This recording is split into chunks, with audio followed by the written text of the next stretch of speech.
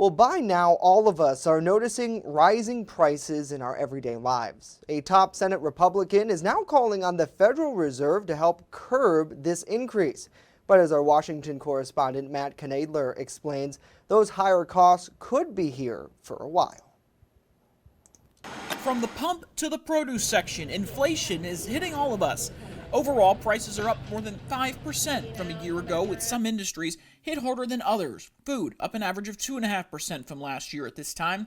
Gas, 45%. Used cars and trucks, another 45%. I'm very concerned about this. Pennsylvania Senator Pat Toomey is the top Republican on the Senate Banking, Finance, and Urban Affairs Committee.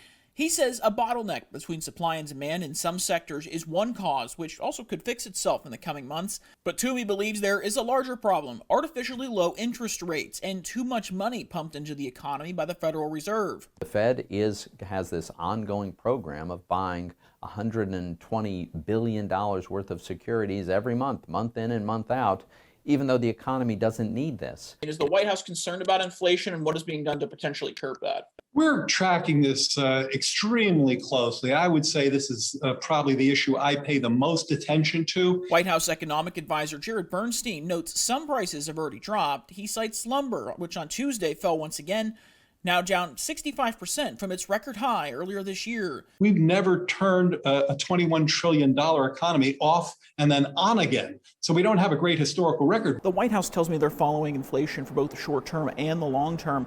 Some economists are projecting inflation to grow more slowly next year than it is this year. I don't think waiting it out works, right? The way you've got to do is you got to stop the Fed policy that's causing it. In Washington, Matt Knadler reporting.